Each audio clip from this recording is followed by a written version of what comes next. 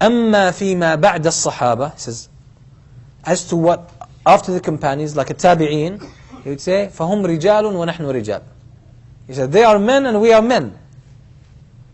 Why? Because Abu Hanifa was considered to be from a tabi'een.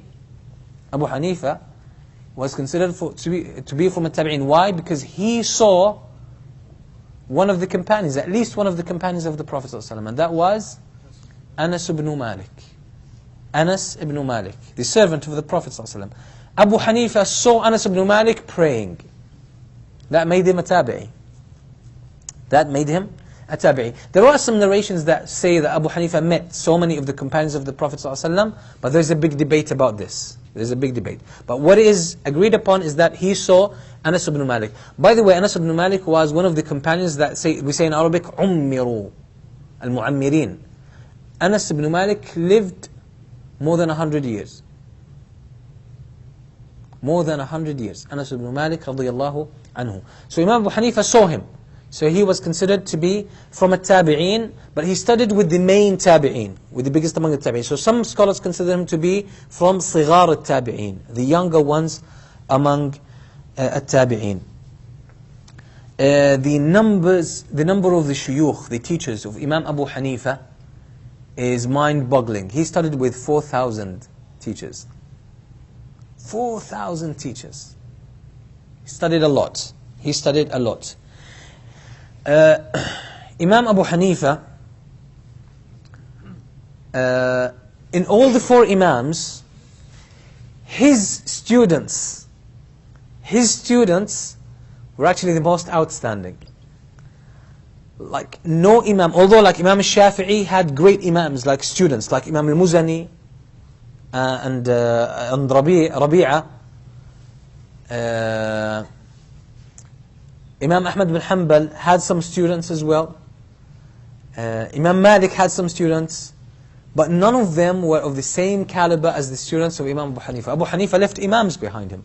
He left Abu Yusuf al-Qadi, who was an Imam in his own right. He left Muhammad bin Hassan al-Shaybani, an Imam in his own right. And he left Zufar. He left Imam Zufar, one of the great Imams of the Hanafis. So these Imams, each one of them was an Imam in his own right. So Imam Shafi'i was also building leaders. So he actually managed to grow leaders around him. Why? It was because of his teaching style. It was an interactive style. Interactive style. I'll share with you a story, and I will close with this, inshallah. We might share something else, inshallah, next week, more about Abu Hanifa, some of his beautiful stories. Imam Abu Hanifa was teaching, and Abu Yusuf al-Qadi, his main student, was studying with him. Abu Yusuf al-Qadi felt that he reached a point where he actually became qualified to teach. So he decided, he said, I became an Imam now, so I need to make my own halaqah. So he started his own halaqah in the masjid. So Abu Hanifa comes to teach his halaqah, and he says, there's a halaqah on the other side of the masjid. And he says, like, do we have like a visiting scholar giving a halaqah here? Who's? They said, no, this is Abu Yusuf. He said, Abu Yusuf, like my student. They said, yes. He said, so what's going on? They said, okay, now he realized now he's qualified to teach, so he thinks he's qualified to have his own halaqah, so he started his own halaqah now. Imam Abu Hanifa, he doesn't have personal issues, but he knows Abu Yusuf al-Qadi is not ready yet, still needs more. So he says, okay. He wants to teach him a lesson. He wants to wake him up. So he says to one of the students, go to his halaqah, and when it's time for questions, ask him a question. He says, okay, what's the question? He said, someone goes to a tailor. He brings a piece of cloth in order for the tailor to, tailor it into a thawb, into a proper garment. So he gives it, and they agree on a price. And he says to him, come in a few days and collect your thawb. You pay me and I will give you your thawb. So the man came to the tailor a few days later, and he says, where's my thawb? He says, what thawb are you talking about? He says, my thawb, I gave you a piece of cloth in order to design it for me into a thawb. No, he said, no, you didn't come to me. You have nothing here. He said, how come? I gave you. He said, no, you didn't give me. So they went to the judge. He went to the judge, and the judge checked, and he sent an inspector to the tailor's shop, and he found a thawb made with the same piece of cloth that was described by that person. Now, what is the ruling? The judge is going to give that man, that customer, his thawb, but should the customer pay the tailor? Because he tried to take the thawb for himself. Should he pay him for making the thawb, or should he just take his piece of cloth regardless of what shape it is now? Because he's just going to take his piece of cloth, which now is shaped as a thawb, right? But he's going to take it back, that's it. So should he pay the tailor or not? So he went there, when it was time for questions, he asked the question to Abu Yusuf. Abu Yusuf al-Qadi thought, and he said, you think about this? He says, yes, he pays him. Abu Hanifa had instructed the student, he said, if he says to you, yes, he pays him, tell him wrong. That's the wrong answer. But if he tells you that no, he shouldn't pay him, also tell him that's wrong.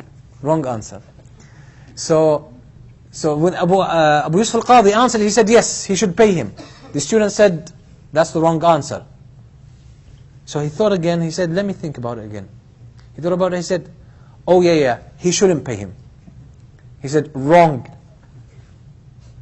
He said, that's not from you. That's not from you. That's from my teacher. He knows now, he knows the style, right? So he dissolves that kind of gathering. He says, I'm not ready to teach. So he gets the lesson, then he goes to Abu Hanifa, and he sits in the halaqah. So Abu Hanifa says to him, you know what the answer is? He says, no. He says, the answer is, it's neither yes nor no. The judge should look into the thawb. If it's designed according to the body dimensions of the customer, then he should pay him. The customer should pay. But if it's designed according to the dimensions, the body dimensions of the tailor himself, he should not pay him. Why? That's a question for you. Because he meant to steal it. If it was made for him, his size, he meant to steal it. So that's why. If it was made for the customer, then you should pay it because he intended to make it for him. But if he made it for himself, then you shouldn't pay because he stole it. Exactly. You know, that's a very delicate point, by the way. If he made it, if the tailor made the thawb according to his own personal body, his own size, that means he tailored the thawb with the intention to take it. And that's haram. So that's what they call bay'un fasid, or batil. So it's invalid. So he's not going to get anything for that. But if he tailored the thawb for the customer, with the intention to make it for the customer, and then when he saw the thawb, he said, well, that's nice, let me take it for myself. Okay? Still, we should not deny him the right that he made the thawb with the intention to make it for the customer, so he deserves the money there. Huh? The intention. So the ruling has to do with the intention. So that was one story of how Abu Hanifa dealt, okay, with these issues. So that's a glimpse into the life of Imam Abu Hanifa, rahimahullah ta'ala. There's so much, by the way, to say about Abu Hanifa. There's so many beautiful stories. His debates, when he started, by the way, his knowledge, his studying, he started by studying ilm al-kalam, basically argumentation.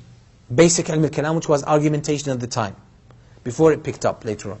So, why did he learn this? Because he wanted to debate the Khawarij. He wanted to debate the Khawarij. And he has beautiful debates with the Khawarij, by the way. But one day a woman comes to him and she asks him about al-talaq. About talaq al-sunni, talaq al-bid'i, talaq al-sunnah, talaq al-bid'ah. She asked him about it. He said, I don't know, but you can go and ask Hammad ibn Abi Sulaiman. You know, the Imam of Al-Kufa at the time. Hammad ibn Abi Sulaiman. The student of Ibrahim al-Nakhai. So he told her, go to that man, Hammad, ask him and then inform me of the ruling, so I get to know the answer. So she went and she informed him. He said, that knowledge actually seems to be better than the knowledge that I'm studying. So he left argumentation, and then he went to Hamad ibn Abi Sulaiman. He studied with him for 18 years. 18 years, until Imam Hamad passed away. And Abu Hanifa became the only scholar, main scholar in Al-Kufa. So he studied with Hamad ibn Abi Sulaiman. Hamad ibn Abi Sulaiman, he studied with Ibrahim al-Nakha'i. With Ibrahim al-Nakha'i. And all this fiqh of Al-Kufa is actually taken from Abdullah ibn Mas'ud. It's taken from Abdullah ibn Mas'ud. So that was the time when Abu Hanifa started to study the fiqh. But as we said, he was a very intelligent person, and he used that intelligence a lot. So he would get himself out of any difficult situation by means of his eloquence. So inshallah we might share something, we might, not necessarily, but inshallah we're going to keep our pattern, that this halaqah will be titled لَقَدْ كَانَ فِي قَصَصِهِمْ عِبْرَةٌ لِأُولِي الْأَلْبَابِ. Indeed, in their stories, there are lessons for people of reflection, people of understanding. In the life of Abu Hanifa, there's so many lessons to learn. One of the main lessons that I really learned is his level of worship. Despite him being a knowledgeable person, busy with knowledge, but he would pray so much at night. He would pray so much at night. Excuse me. Second thing was using his intelligence for the sake of Allah. Using his intelligence. So, to the extent that he was known, or his school was known, not only his school, even his teachers, as Ahl al-Ra'i, Madrasatu Ahl al-Ra'i, the school of the people of mind, of thought. Because they used to use logic and understanding a lot, so they used to get into the text and understand exactly what the text is all about.